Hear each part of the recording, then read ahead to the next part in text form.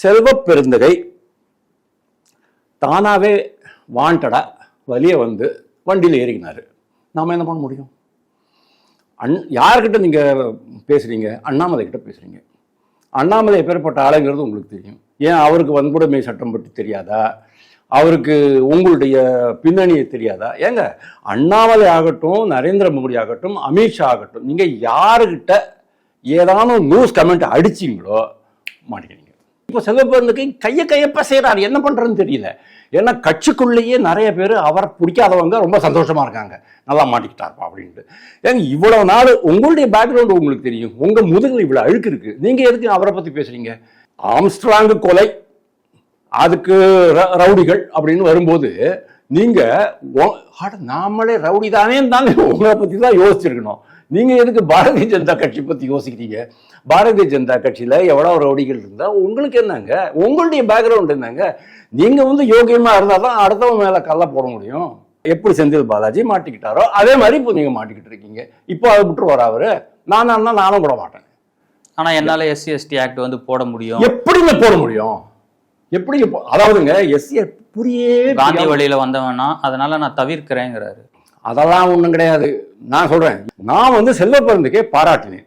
எப்போ சொல்றேன், ஏப்ரல் மாதம் எலெக்ஷன் முடிஞ்சதுக்கு அப்புறமா ஒரு நாளைக்கு அவர் என்ன பண்ணாரு, இன்னும் எவ்வளோ நாள் தான் அடுத்தவங்க முதுகலை ஏறி சவாரி பண்ணுறது, நம்ம சொந்தமாக நிற்கணும், வெற்றி பெற்று ஆட்சியை பிடிக்கணும் அப்படின்னாரு. எனக்கே ஷாக் ஆகி போச்சு. எந்திரிச்சு உட்காந்து யாராவது தமிழக காங்கிரஸில் கூட ரொம்ப சொரணையோட யாரோ பேசியிருக்காங்களே அப்படின்னு தான் நான் பார்த்தேன்.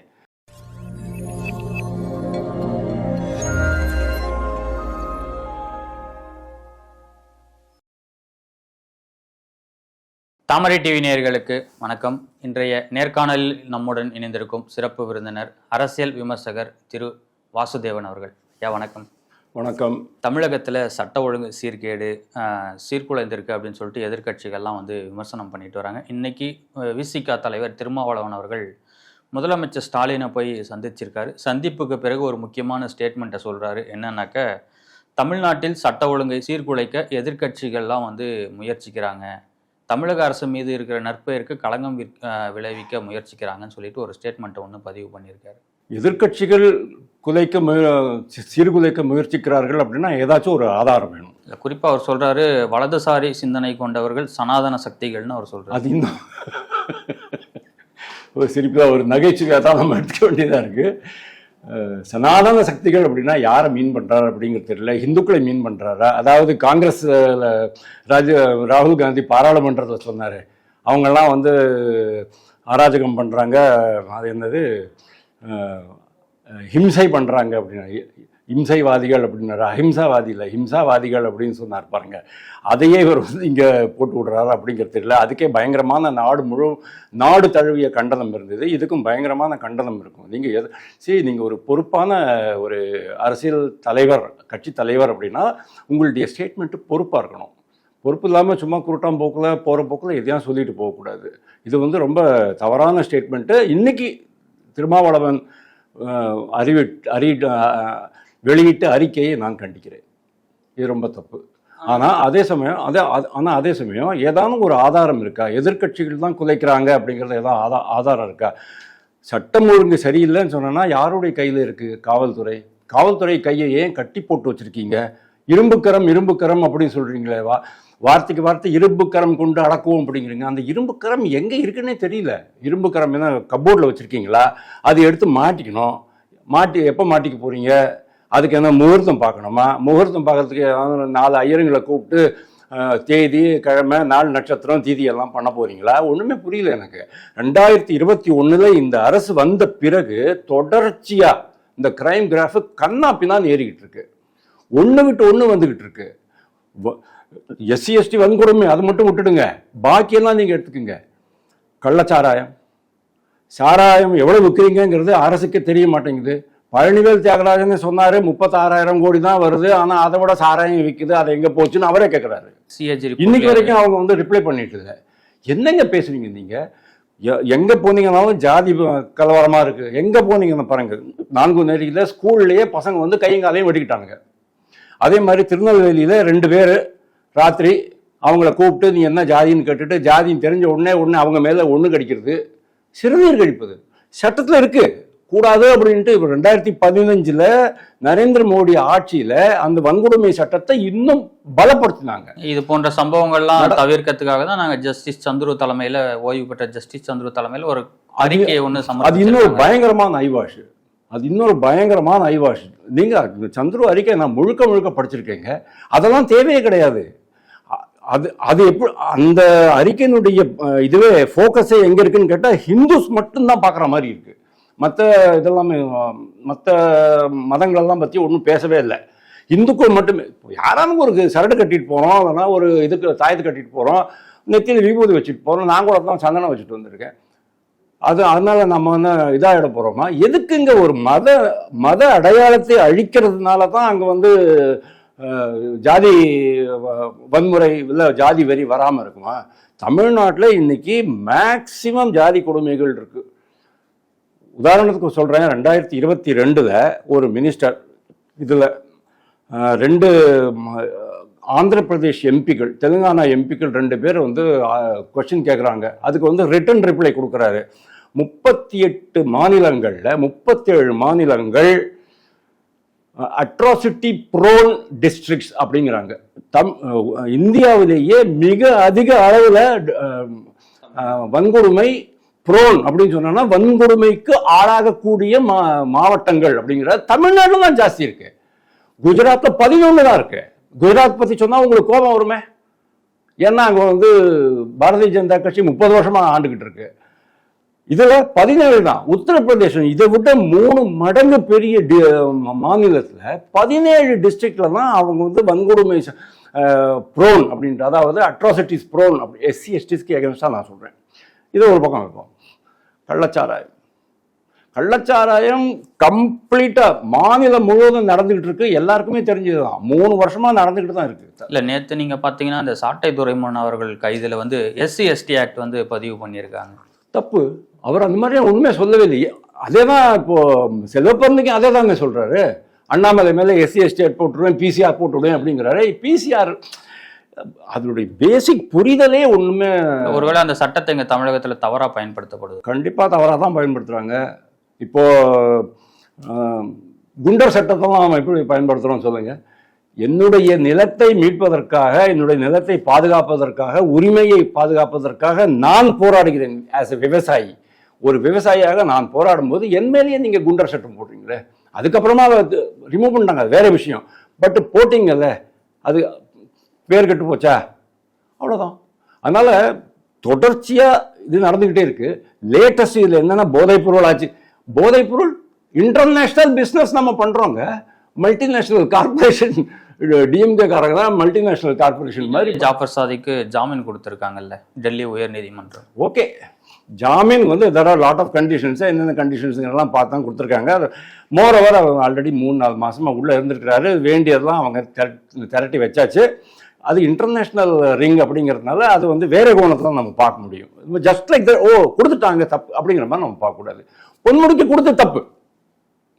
ஓகே, மணல் கொள்ளை, குடியாத்தம் கும்பனுடைய வாய்ஸை நீங்க நெரிச்சிட்டீங்க. அவர் பேசவே இல்லையா? அதுக்கப்புறமா எவ்வளவு பெரிய குற்றச்சாட்டு வச்சாரு. அதுவும் டிஎம்கேனுடைய அறக்கட்டளையினுடைய பொருளாதார மேலேயே வச்சாரு, துரைமுருகன் மேல. அவருடைய வாய்ஸையே நீங்க வந்து அடக்கிட்டீங்க. இப்போ லேட்டஸ்ட் என்ன? கூலிப்படை. தமிழ்நாட்டில் கூலிப்படை மெட்ராஸ்ல மட்டும் இல்லை, ஆல் ஓவர் ஸ்டேட் இருக்கு. எல்லா இடத்துலையும், all big cities, small cities எல்லாமே கூலிப்படை தான். அவங்க என்ன பண்றாங்க? ட்ரக் எடுக்கிறாங்க, இல்லைன்னா கள் குடிக்கிறாங்க, அந்த போதையில காசு வாங்கிக்கிறாங்க. யாரை வெட்டணுமா? சரி, விக்னேஷை வெட்டினா விட்டு வந்துடுவாங்க, அவ்வளோதான். வாசுதேவன் வெட்டினா வெட்டிட்டு வந்துடுவாங்க. அவங்களுக்கெல்லாம் கவலையே கிடையாது. அதே தான் இங்கே நடக்கிறது. இதுதான் நம்ம வந்துட்டு சட்டம் ஒழுங்கு யார் கையில் சார் இருக்குது? ஹோம் மினிஸ்டர் வந்து சீஃப் மினிஸ்டர் என்ன பண்ணினாரு? நீங்க ஹோம் மினிஸ்டரே சொல்றாரு ராட்டோட நீங்க வந்து டிரான்ஸ்ஃபர் பண்ணீங்க. ராட்டோடு டிரான்ஸ்ஃபர் பண்றதுக்கு முன்னால ராட்டோடுக்கு எவ்வளவு பாராட்டு பத்திரம் கொடுத்துருக்காங்க தெரியுமா? சட்டம் ஒழுங்கு பிரமாதமா இருக்கு, அது இருக்கு, இது இருக்குன்னு ஒவ்வொரு முறை இந்த காவல்துறையினுடைய நிகழ்ச்சிகள்லாம் கலந்துக்கும் போது அவருக்கு ரொம்ப பாராட்டு தான் கிடைச்சிட்டு இருக்கு. அவர் செய்யாத அருண் என்ன பண்ணிட போறாரு சொல்லுங்க? இல்ல, அவரும் ஏற்கனவே சட்ட ஒழுங்கு கூடுதல் டிஜிபியா இருந்திருக்காரு. அவருக்கும் அந்த பொறுப்பு இருந்திருக்கணும். கண்டிப்பா இருக்கு, எல்லாருக்குமே இருக்கத்தான் இருக்கு. ஆனா அவங்க வந்து ஆர்டர் தான் கொடுக்க முடியும். அண்ணாமலை எவ்வளோ அழகாக சொல்கிறார் பாருங்க. அண்ணாமலை ஒரு போலீஸ் ஆஃபீஸர் அப்படிங்கும்போது, அது ஒரு ஐபிஎஸ் ஆஃபீஸர் அப்படிங்கும்போது அந்த அறிவுத்திறன் அவருடைய பேச்சுவார்த்தைகளை பிரதிபலிக்கிறது நான் பார்க்குறேன். அவர் என்ன அழகாக சொல்கிறாரு, ஒரு போலீஸ் சம்பவம் நடந்த இடத்துல என்னென்ன தடயங்கள் கிடைக்கிறதோ புலன் கிடைக்கிறதோ அதெல்லாம் திரட்டி ஆதாரங்களெல்லாம் திரட்டி போய் அந்த அந்த ஆதாரத்தில் நீங்கள் வந்து குற்றவாளியை கண்டுபிடிக்கணும். யாருமே பண்ணுறது கிடையாது. அதுதான் அண்ணாமலை சொல்கிறாரு. உடனே 2 கிரிமினல் லாயர்ஸ்க்கு ஃபோன் பண்ணு, ஐயா அந்த ஆளுங்களாம் சரண்டர் பண்ண சொல்லுங்கன்ற. அதைத்தான் மாயாவதி சொல்கிறாங்க. மாயாவதி என்ன சொல்கிறாங்க, உண்மையான குற்றவாளிகளை கண்டுபிடிங்கள் அப்படிங்கிறாங்க. இல்லை, இங்கே தமிழகத்தில் பெரும்பாலும் எதனா ஒரு பெரிய சட்ட ஒழுங்கு சம்பவம் நடந்தால் உடனடியாக மாவட்ட கமிஷனரோ இல்லை சென்னை மாநகர கமிஷனரோ நேரடியாக போய் பார்ப்பது கடந்த ஆட்சி காலத்தில் வழக்கம். ஆனால் இந்த ஆட்சியில் அது மாதிரி எதுவுமே நடக்கிறது இல்லை. நடக்காது. நேச்சுரலி கள்ளச்சாராய சாவுக்கு கூட முதல்வர் போகலை, அதுக்கப்புறமா ராகுல் காந்தி வரல. ஓகே, இவங்கெல்லாம் வரணும் போகணுங்கிறது நான் சொல்ல மாட்டேன். ஆனால் நான் என்ன சொல்ல வரேன் அப்படின்னா, தமிழ்நாடுல காவல்துறையை சுதந்திரமாக செயல்படுவதற்கு நீங்கள் விட்டுவிடுங்கள். தமிழ்நாட்டில் காவல்துறையே கிடையாது. திமுக கவுன்சிலர்கள் இவங்க பேர் என்ன, வார்டு பீப்புள், அவங்க தான் இருக்கிறாங்க. அவங்க தான் மொத்தம் கிட்டத்தட்ட 68,000-70,000 பேர் தான் அவங்க தான் பேரலல் காவல்துறையாக மாறிக்கிட்டு இருக்காங்க. இன்னைக்கு யாராவது ஒருத்தர் காவல்துறையில் அரெஸ்ட் பண்ணிட்டு எடுத்துட்டு போயிட்டாங்க, கொஸ்டின் பண்ணுறதுக்கு எடுத்துட்டு போயிட்டாங்க, கூட்டிகிட்டு போயிட்டாங்க அப்படின்னாலும் கூட உடனே லோக்கலில் இருக்கிற கார்பரேட்டர் உள்ள போயிட்டு ரகலை பண்ணிட்டு கூட்டிகிட்டு வந்துடுவார். அந்த அளவுக்கு இந்த தலையீடு இருக்கு நிர்வாகத்தினருடைய, அதாவது கட்சியினருடைய தலையீடு நிர்வாகத்தில் இருக்கு. அப்புறம் காவல்காரன் எப்படி, காவல்துறை எப்படி சார் வேலை பண்ணுவான்? போலீஸ்க்கு எல்லாமே தெரியும் சார். போலீஸுக்கு யார் எங்கே நடக்குது, என்ன நடக்குது.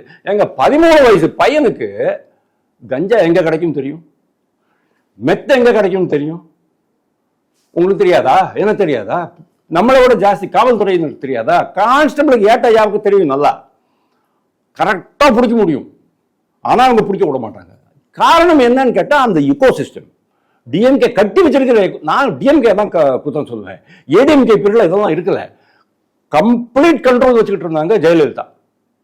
இதில் சட்டம் ஒழுங்கு சமாச்சாரத்தில் அப்படியும் கொலைகள் நடந்தது, கொள்ளை நடந்தது, கற்பழிப்பு நடந்தது, செயின் ஸ்நாச்சிங் நடந்தது, மொபைல் ஸ்நாச்சிங் நடந்தது, எல்லாம் நடந்தது. நிலத்தகராறு இருந்தது, எல்லாமே இருந்தது. இல்லைன்னு சொல்லலை. வன்கொடுமை நடந்தது, இல்லைன்னு சொல்லலை. ஆனாலும் கண்ட்ரோலில் இருந்தது. இப்போ கண்ட்ரோலிங் இல்லை, ஃப்ரீ ஃபார் ஆல், யார் வேணா இந்த போக முடியும். அப்படி இருக்கும்போது திருமாவளவன் எப்படி அதை அதையும் இந்துக்குள்ளையும் எப்படி லிங்க் பண்ணுவீங்க? புரியவே மாட்டேங்குதுங்க. அதாவது ஒரு பொறுப்புள்ள தலைவராக நீங்கள் என்ன பேசுறீங்கன்னு தெரியல. தமிழகத்தில் காங்கிரஸ் பாஜக பிரஸ் மீட்டில் மாறி மாறி குற்றச்சாட்டு வச்சுக்கிறாங்க. அரசியல் நாகரிகம் கருதி அந்த வார்த்தை போரானது போயிட்டு இருக்கு. நேற்று திருச்சி வேலுசாமி அவர்கள் அண்ணாமலையை பார்த்து அப்படின்ற ஸ்டேட்மெண்ட் எல்லாம் வைக்கிறாரு. இந்த பக்கம் செல்வ பெருந்தகை அதுக்கு பதிலடி அண்ணாமலை ஒரு ஸ்டேட்மெண்ட் கொடுக்குறாரு. வேலுசாமி பேசினது கொஞ்சம் எனக்கு ஷாக்கிங்காக தான் இருந்தது. செல்வ பெருந்தகை பேசினதும் ஷாக்கிங்காக தான் இருந்தது. ஏன்னா அவர் மொத்தமாக ஒருமையிலேயே பேசினார். நீ என்ன பண்ணிடுவ, நீ என்ன நினச்சிட்டு இருக்க, இப்பெல்லாம் கேட்டுக்கிட்டு இருந்தாரு. செல்வ பெருந்தகை தானாகவே வாண்டடா வழிய வண்டியில் ஏறிக்கினாரு. நாம் என்ன பண்ண முடியும்? யார்கிட்ட நீங்கள் பேசுகிறீங்க? அண்ணாமலை கிட்ட பேசுகிறீங்க. அண்ணாமலை எப்பேற்பட்ட ஆளுங்கிறது உங்களுக்கு தெரியும். ஏன் அவருக்கு வன்கொடுமை சட்டம் பற்றி தெரியாதா? அவருக்கு உங்களுடைய பின்னணியை தெரியாதா? ஏங்க, அண்ணாமலை ஆகட்டும், நரேந்திர மோடி ஆகட்டும், அமித்ஷா ஆகட்டும், நீங்கள் யாருக்கிட்ட ஏதானும் நியூஸ் கமெண்ட் அடிச்சிங்களோ மாட்டேங்கிறீங்க. அவங்க பல மடங்கு திருப்பி கொடுக்கக்கூடிய தகுதி உள்ளவர்கள். அதுதான் இப்போ நடந்தது. இப்போ செல்வபெருந்தகை கையப்ப செய்கிறார். என்ன பண்ணுறதுன்னு தெரியல. ஏன்னா கட்சிக்குள்ளேயே நிறைய பேர் அவரை பிடிக்காதவங்க ரொம்ப சந்தோஷமாக இருக்காங்க, நல்லா மாட்டிக்கிட்டார்ப்பா அப்படின்ட்டு. ஏங்க, இவ்வளோ நாள் உங்களுடைய பேக்ரவுண்டு உங்களுக்கு தெரியும். உங்கள் முதுகில் இவ்வளோ அழுக்கு இருக்குது. நீங்கள் எதுக்கு அவரை பற்றி பேசுகிறீங்க?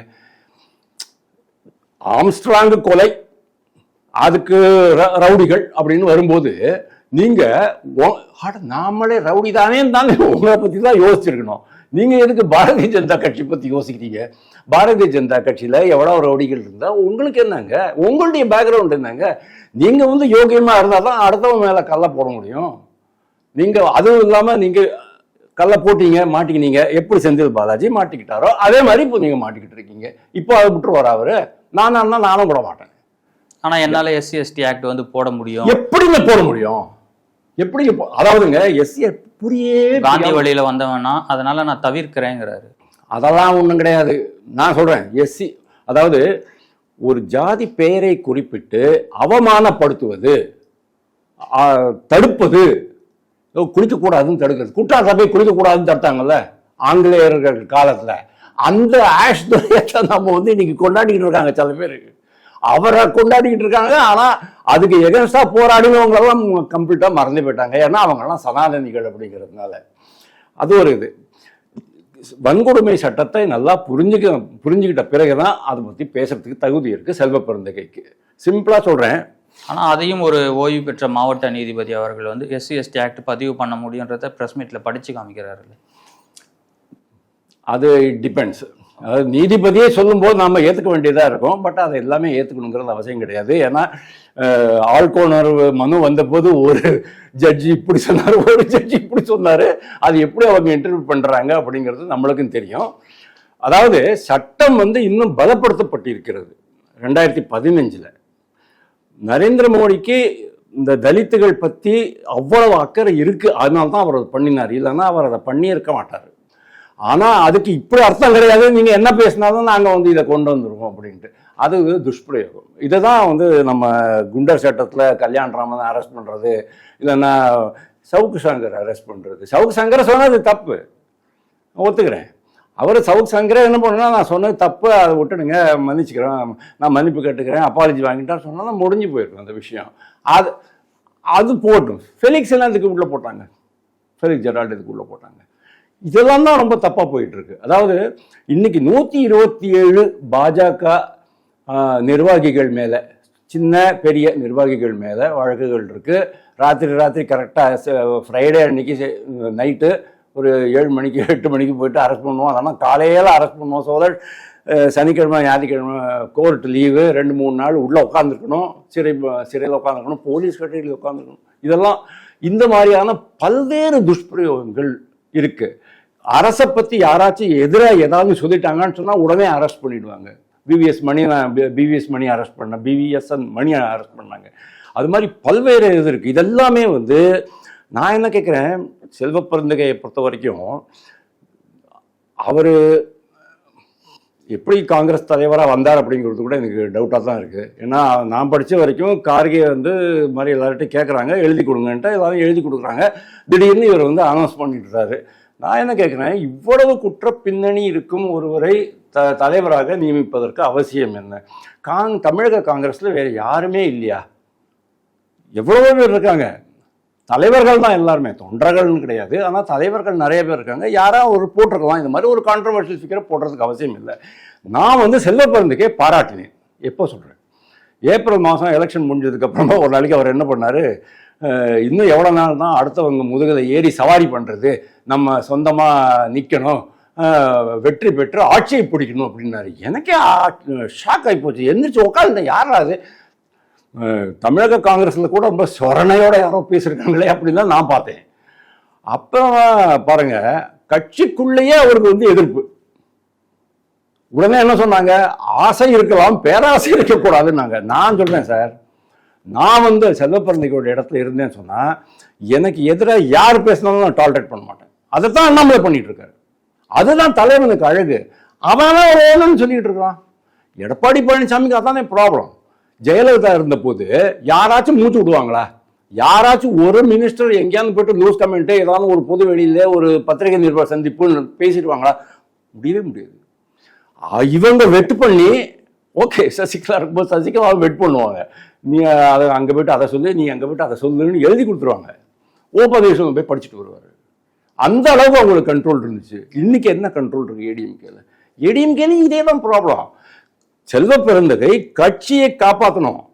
அந்த பழைய கட்சி என்னமோ சொல்றாரு, இன்னும் காந்தி வழியில் வந்த கட்சி அப்படிங்கிறாரு. இன்னொரு முக்கியமான மிஸ்டேக் பண்ணிட்டார் அவர். ஆர்எஸ்எஸ் பற்றி சொன்னார். ஆர்எஸ்எஸ்ங்கிற வார்த்தையை சொல்லாம காந்தியை கொன்றவர்கள் ஏங்க நீங்க ரவுடின்றோம், உங்களுக்கு பின்னால இவ்வளவு கேசஸ் இருக்கு அப்படிங்கிறோம், லிஸ்டே போட்டு கொடுக்குறோம். நீங்க காந்தியை கொன்றவர்கள் எங்க சொல்றீங்க? இதுக்கு அதுக்கு என்னங்க சம்பந்தம்? அதாவது எதையாவது சொல்லி மடை மாற்றிடணும், நம்மளை பத்தி வரக்கூடாது. இங்கிலாந்துல வந்து என்னுடைய கல்லூரி, என்னுடைய மனைவி டைரக்டர், அதை பத்தி தோண்டிடக்கூடாது அப்படிங்கிறதுனால மடைமாற்று முயற்சியில் இதெல்லாம் பேசிட்டு போறாரு. நான் என்ன சொல்றேன், உங்களுடைய தலைவர் தான் காந்தியை கொன்றது RSS சொல்லி கோர்ட்ல மன்னிப்பு கடிதம் எழுதி கொடுத்தாரு. அபிஷேக் மனு சிங் போயிட்டு ஃபைல் பண்ணிட்டு வந்தாரு. சொல்றதுக்கு முன்னால வார்த்தையை அளந்து சொல்லணும். செல்வ பெருந்தகைக்கு பேசவே தெரிய மாட்டேங்குது. அதான் மெயின் ப்ராப்ளமா இருக்கு. மத்திய நிதியமைச்சர் நிர்மலா சீதாராமன் அவர்கள் பட்ஜெட் தாக்கல் செய்ய போற இந்த சமயத்துல நம்ம தமிழக முதலமைச்சர் ஸ்டாலின் அவர்கள் ட்விட்டர் பக்கத்துல ஒரு பதிவு ஒன்று போட்டிருக்காரு. என்னன்னாக்க, தொடர் தோல்விக்கு அப்புறம் மத்திய அரசு பாடம் கத்துக்கல, தமிழக திட்டத்துக்கு நிதி தர மறுக்கிறாங்க அப்படின்ற ஒரு பதிவை போட்டிருக்காரு. இந்த நேரத்தில் அவர் இந்த குற்றச்சாட்டை வைக்கிறதுக்கான காரணம் என்னவா இருக்கும் நீங்க நினைக்கிறீங்க? கடந்த 10 ஆண்டுகளாக 10,30,30,000 கோடி ரூபா சென்ட்ரல் கவர்மெண்ட் கொடுத்துருக்கு. பல்வேறு திட்டங்களுக்கு கொடுத்துருக்கு. உரமானியத்துலேருந்து பிடிச்சிக்குங்க. உரமானியம், ரேஷனில் அரிசி, விவசாயிகளுக்கு 6,000 ரூபா வருஷத்துக்கு. அதுலேருந்து நீங்கள் ஆரம்பிச்சிங்க சொன்னால் கழிப்பறை, வீடு, எல்லாத்துக்கும் குடிநீர், ஜல் ஜீவன், எரிசக்தி, எல்லாத்தையும் நீங்கள் போட்டு பார்த்தீங்கன்னா 10,30,30,000 கோடி ரூபா அவங்க கொடுத்துருக்காங்க. அதுக்கு முன்னால் இருக்கிற 10 வருஷம் மன்மோகன் சிங் ஆட்சியில் அதில் பாதி கூட வரல. அப்போ இவங்க வந்து ஆட்சியில் இருந்தாங்க. அட்லீஸ்ட் 8-9 வருஷம் ஆட்சியில் இருந்தாங்க. அதுக்கப்புறம் தான் இந்த 2G ஸ்கேம்லாம் வந்ததுக்கப்புறம் வெளில வந்தாங்க. That's fine. நான் என்ன சொல்ல வரேன், நீங்கள் 3 லட்சம் கோடி ரூபாய்க்கு பட்ஜெட் போடுறீங்க மாநிலத்தில். 3,09,000 கோடி ரூபா பட்ஜெட்டு, அதுக்கு மேலே 85,000 கோடி ரூபா கடன் வாங்குறதுக்கு மத்திய அரசு பர்மிட் பண்ணியிருக்கு. 4 லட்சம் கோடி ஆச்சு. நீங்கள் என்ன பண்ணுறீங்க? இன்னைக்கு ஸ்டேட் ஆஃப் தி இக்கானமி எப்படி இருக்குது? State of the economy okay, வளர்ந்துக்கிட்டு தான் இருக்குது. 2வது மிகப்பெரிய பொருளாதாரம், அதாவது மற்ற மாநிலங்களை பார்க்கும்போது 2வது பெரிய பொருளாதாரம். ஜிஎஸ்டியில் 5வது இடம், 6வது இடம். டைரக்ட் டாக்ஸஸில் 7வது இடமும் 8வது இடமும் இருக்குது. ஆனால் வேலை வாய்ப்பு, புதிய தொழில்கள், கட்டுமானங்கள், ஏங்க ஒரு வெள்ளத்தடுப்பை கூட உங்களால் ஒழுங்காக பண்ண முடியலையேங்க. வருஷா வருஷம் நீங்கள் பட்ஜெட்டில் கொஞ்சம் அமௌண்ட் ஒதுக்குறீங்க, அங்கேருந்து NRDF பணம் வருது, எல்லாம் வந்த பிறகும் கூட வருஷா வருஷம் 10 சென்டிமீட்டர் மழை வந்தால் கூட சென்னையில் மக்கள் தவிச்சு போய்ட்றாங்களே. என்ன பண்ணிட்டு இருக்கீங்க நீங்கள் சொல்லுங்கள். ஏதாச்சும் ஒரு புதிய தொழில் திட்டம் கொண்டு வந்தீங்களா நீங்கள்? கிடையவே கிடையாது. ஏதாச்சும் ஒரு இண்டஸ்ட்ரியல் எஸ்டேட்டோ, திடீர்னு நம்ம ஹோசூரில் இன்டர்நேஷ்னல் ஏர்போர்ட் பண்ண போகிறோம் அப்படின்னாங்க. 2000 ஏக்கரில் நீங்கள் வந்து அதெல்லாம் பண்ண முடியாது.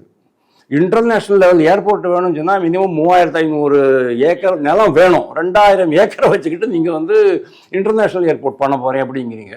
இன்றைக்கி ஆரம்பிச்சிங்கன்னு சொன்னால் வேலை 10 வருஷம் நடக்கும். அதுக்கு அதெல்லாம் ஒரு பெரிய திட்டமாக நான் எடுக்கலை. மெட்ரோவில் ஏங்க உங்களுடைய 63,000 கோடி ரூபா டோட்டல் மெட்ரோவில் 50-50 சென்ட்ரல் கவர்மெண்ட், ஸ்டேட் கவர்மெண்ட்டு. உங்களுடைய இன்வெஸ்ட்மெண்ட் எவ்வளவு? ஸ்கூலெல்லாம் ஏன் இன்னைக்கு வந்து டேபிள் சேர் இல்லாமல், குழந்தைங்களுக்கு உட்காந்து எழுதுறதுக்கு டெஸ்க் இல்லாமல், கூரை எப்போ விழுங்கிறது தெரியாமல், பஸ்ஸஸ் என்ன கண்டிஷனில் இருக்குது? போக்குவரத்து துறை கம்ப்ளீட்டாக சீரழிஞ்சு போச்சு. 90,000 இடங்கள் காலியாக இருக்குது. இது வரைக்கும் 18,000 இடங்களோ எவ்வளோதான் அவங்க வந்து ஃபில்அப் பண்ணிட்டு இருக்காங்க. ஏன்னா பணம் இல்லை அவங்க கையில். பணம் இல்லாததுனால தான் வந்து அண்ணா யூனிவர்சிட்டிக்கும் பணம் கொடுக்க மாட்டேன்றாங்க. அண்ணா யூனிவர்சிட்டி கடந்த 5 வருஷமாக நிதி பற்றாக்குறையில் இருக்குது. சென்ட்ரல் கவர்மெண்ட்லேருந்து ஒரு ஸ்கீம் வந்துச்சு. அண்ணா யூனிவர்சிட்டி சொன்ன உடனே அது ஞாபகம் வந்தது எனக்கு. சென்ட்ரல் யூனிவர்சிட்டி கவர்மெண்ட்லேருந்து ஒரு ஸ்கீம் வந்துச்சு. இந்த IIM, IIT இதெல்லாம் வந்து சென்ட்ரல் கவர்மெண்ட்டில் இருக்குது. எய்ம்ஸு, இது ஜிப்மர் இதெல்லாம் அவங்களோடது. இதை தவிர மாநில அதிகாரத்தில் இருக்கிற பல்கலைக்கழகங்களுக்கு நாங்கள் வந்து ஒரு ஸ்பெஷல் அங்கீகாரம் தரோம். இன்ஸ்டிடியூஷன் ஆஃப் எமினன்ஸ் அப்படின்ட்டு பேர் இருக்குது. சிறப்பான பல்கலைக்கழகம். அப்போ உங்களுக்கு வேர்ல்டு லெவலில் கம்பீட் பண்ண முடியும். வெளிநாட்டு மாணவர்கள் இங்கே வந்து படிப்பார்கள். அதுக்கு வந்து கட்டமைப்பு வேணும். நீங்கள் வந்து ரெக்கமெண்ட் பண்ணுங்க அப்படின்னு சொன்னதுக்கு இவங்க ரெக்கமெண்ட் பண்ணவே இல்லை, வேண்டான்ட்டாங்க. ஏன்னா இப்போதைக்கு இருக்கிறது அண்ணா யூனிவர்சிட்டி தான் அந்த லெவலுக்கு இருக்குது. ஆனால் இந்த கவர்மெண்ட்டில் வேண்டாம் அப்படின்ட்டாங்க. என்ன காரணம் தெரியுமா? அடுத்து வர 3 வருஷத்தில் 5,000 கோடி ரூபா அவங்களுக்கு செலவு பண்ணணும். கட்டமைப்புக்கு செலவு பண்ணணும். நீங்கள் இன்னும் அந்த காலத்து லெபார்டரியில் இந்த பியூரட்டு, பிப்பட்டு அதெல்லாம் இருக்குமே, அதெல்லாம் வச்சுட்டுலாம் பண்ண முடியாது. ஒரு சைட்லேயும் ஒரு செக்ஷன்லேயும் செக்டார்லேயும் என்ன லேட்டஸ்ட் டெக்னாலஜி அதை கொண்டு வரணும், ரிசர்ச் பண்ணணும். அங்கே தான் ரிசர்ச் உருவாக்கணும். ஐஐடியில் உருவாக்கினா மட்டும் போராது. ஐஐடியில் மட்டுமே ரிசர்ச் போராது. அவங்க it should be a research institution. இது பல்கலைக்கழகம் சொன்னால் அதுதான். அதெல்லாம் ஒன்றுமே கிடையாது. இன்னும் அதே மாதிரி அந்த பட்டாம்பழைய அந்த ஆட்டிடியூடு, அதே மாதிரி உபகரணங்கள், அதே மிஷினரி, அதே பாடத்திட்டம், இதையே தான் வச்சுட்டு உட்காந்துருக்காங்க. எப்போ இதெல்லாம் இம்ப்ரூவ் பண்ணுவீங்க? எப்போ இது உலகத்தரத்தை கொண்டு வர போகிறீங்க? சுகாதாரத்துறை எடுத்துக்கோங்க. சுகாதாரத்துறை சீர்கெட்டு போச்சு, பால்வளத்துறை சீர்கெட்டு போச்சு, கல்வித்துறை ஒர்ஸ்ட்டு. கல்வி அமைச்சருக்கு உதயநிதி கூட டைம் பாஸ் பண்ணுறது தான் டைம் இருக்கே தவிர மற்றபடி எதுவும் பண்ணுறதுக்கு இல்லை. கிட்டத்தட்ட 10-12,000 ரூபா வாங்கிட்டு இருக்காங்க எவ்வளவோ ஆசிரியர்கள், அதாவது பார்ட் டைம் ஆசிரியர்கள். அவங்களுடைய வேலையை உறுதிப்படுத்த முடியல, செவிலியர்களுடைய வேலையை உறுதிப்படுத்த முடியல. கோவிட் பீரியடில் கேரண்டி கொடுத்துருக்குறாங்க, அதை இன்னும் பண்ண முடியல. அண்ணாமலை கூட அதை கையில் எடுத்தார், அதுக்கப்புறமா என்ன ஆச்சு அப்படிங்கிறது தெரியல. பல்வேறு ப்ராப்ளம்ஸ் இருக்குது. சட்டம் ஒழுங்கு சீரழிஞ்சு போச்சு, புதிய இன்வெஸ்ட்மெண்ட் வரல. 4 கோடி ரூபா பட்ஜெட் போடுறீங்களே, எவ்வளவு கேபிட்டல் எக்ஸ்பெண்டிச்சர் நீங்கள் செலவு பண்ணுறீங்க? 33,000 கோடி 35,000 கோடின்னு அவங்க சொல்கிறாங்க. உண்மையிலேயே அவ்வளோ செலவு பண்ணீங்கன்னு சொன்னால் அதுக்கேற்ற மாதிரியான வேலை வாய்ப்பு வரணும், அதுக்கேற்ற மாதிரியான உற்பத்தி அதிகரிக்கணும். அதெல்லாம் ஒன்றுமே வந்த மாதிரி எனக்கு தெரியவே இல்லை. இன்னும் சொல்ல போனால் venture capital, private equity venture capital இந்த வருஷம் இந்த ஃபர்ஸ்ட் குவார்ட்டருக்கு, அதாவது ஜனவரி டு மார்ச் வரைக்கும் கிட்டத்தட்ட 50% கம்மியாக இருக்குது. அதாவது போன வருஷத்துக்கும் இந்த வருஷத்துக்கும் பார்க்கும்போது 50% கம்மியாக இருக்குது. காரணம் என்ன? அதற்கு ஏற்ற சூழ்நிலையை நீங்கள் உருவாக்கவில்லை. இதெல்லாம் விட்டுவிட்டு முதல்வர் என்ன பண்ணுறாரு? மடை மாற்றுறாரு. நீட்டுக்கு எதிராக போராடுவோம், சனாதனத்தை ஒழிப்போம். திருமாவளவன் சொன்னது கூட அதே தான், கிட்டத்தட்ட ஒரு மடை மாற்றம் தான். சட்டங்களுக்கு எதிராக, அதாவது இந்த சட்டத்தில் இந்த 3 சட்டம் கொண்டு வந்தாங்கல்ல, கிரிமினல் ஆக்ட், ஐபிசி, அதுக்கு எகன்ஸ்டா இவங்க போராட்டம் நடத்துறாங்க. என்னையா அவசியம்? அதுதான் இங்கிலீஷ்ல இருக்க. ஒரு நீதிபதி சொல்லிட்டாரு நேத்திக்கு, அதை பிடிச்சிக்கிட்டாங்க. ஒரு நீதிபதி சொல்லிட்டாரு, நான் வந்து ஐபிசி தான் மென்ஷன் பண்ணுவேன் அப்படின்னாரு. பண்ணிக்கிங்க. ஆனால் ஒரு நீதிபதியாக இருந்து அவர் சொல்லக்கூடாது. அது என்னுடைய பாயிண்ட். ஒரு நீதிபதியாக இருந்து நீதித்துறையில் ரொம்ப சிறந்த நீதிபதினு பேர் வாங்க ஒரு நீதிபதி இந்த மாதிரி சொன்னது எனக்கு ரொம்ப வருத்தமாக தான் இருக்குது. வேற யாரும் வேணா சொல்லட்டும், பார் அசோசியேஷனில் இருக்கவங்க சொல்லட்டும், பரவாயில்ல. நீதிபதி லெவலில் அது சொல்லக்கூடாதா இருந்தது, அவர் சொல்லிட்டாரு. ஓகே, அது இங்கிலீஷில் இருக்குது, அதை வச்சு படிக்கலாமே. இதுக்கு முன்னால் அது மொத்தமாக அவர் என்ன சொல்லிருக்காரு? மனிஷ் திவாரி ஒரு அருமையான ஆர்டிகல் எழுதியிருக்கிறாரு. கிட்டத்தட்ட 570 பிரிவுகள் இருக்கக்கூடிய ஒரு சட்டத்தில் 577 சட்டப்பிரிவில் 27 சட்டப்பிரிவுகள் தான் மாற்றிருக்காங்க. அதெல்லாம் ஏன் மாற்றினாங்கன்னு சொன்னால், அதுக்கு வந்து அந்த கலோனியல் கோட்ஸ் இருந்தது. கலோனியல் கோட்ஸ் அப்படின்னு சொன்னால் ராயல்டி, மோனார்க்கு, ராயல் அப்படிங்கிற மாதிரி வார்த்தைகள்லாம் வரும். ஏன்னா நம்ம ஒரு இண்டிபெண்டன்ட் கண்ட்ரி, நம்மளுக்குன்னு ஒரு பெரிய பாரம்பரியம் இருக்குது. 10,000 வருஷமா இந்த நாடு இருக்குது. பாரத நாடுங்கிறது பரத கண்டம்னே பேர் இதுக்கு. இந்த கண்டத்துக்கு பேரே பரத கண்டம் இருக்கு. நம்ம எதுக்கு வந்து அவங்களுக்கு ஒரு அலிஜியன்ஸ், இங்கேருந்து ஜெய் பாகிஸ்தான் சொன்ன, ஜெய் பாலஸ்தீன் அப்படின்னு சொன்னார் பாருங்க ஓவைசி. அது மாதிரி நம்ம எதுக்கு அவங்களுக்கு வந்து இன்னும் நாங்கள் உங்கள் அடிமைன்னு நம்ம எதுக்கு சொல்லணும்? அதைத்தான் அவங்க சேஞ்ச் பண்ணிருக்காங்க, வேற ஒன்றும் சேஞ்ச் பண்ணல. ப்ளஸ் எதெல்லாம் நீங்கள் வந்து இஷ்டத்துக்கு வாய்தா வாங்கிட்டு போயிட்டு இருப்பீங்க, இன்னும் 25 வருஷம் ஆச்சுன்னு சொன்னாலும் நியாயம் உங்களுக்கு கிடைக்காது.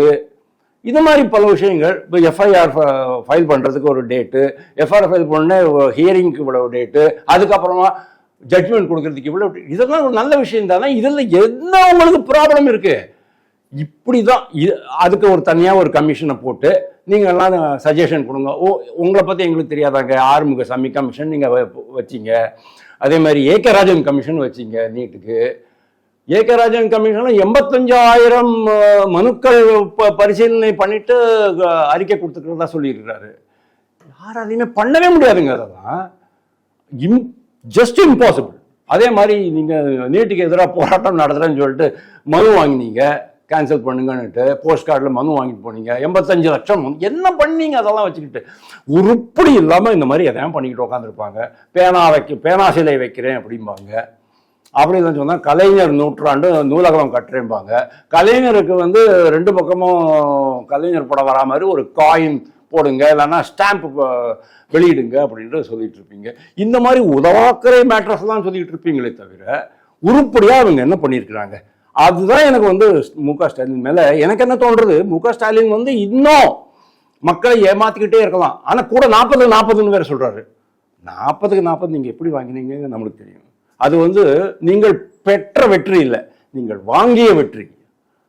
ஓகே, 40-40 நீங்கள் வாங்கிய வெற்றி தான். பெற்ற வெற்றி கிடையாது. அதை வச்சுக்கிட்டு இவர் இன்னும் மக்களை ஏமாத்திக்கிட்டு இருக்கலாம், மக்கள் இன்னும் ஏமாந்துக்கிட்டே இருப்பாங்க அப்படின்னு அவர் நினைக்கிறார் பாருங்க. மத்திய அரசு பாடம் கற்றுக்க அவசியம் இல்லை, நீங்க தான் பாடம் கற்றணும்.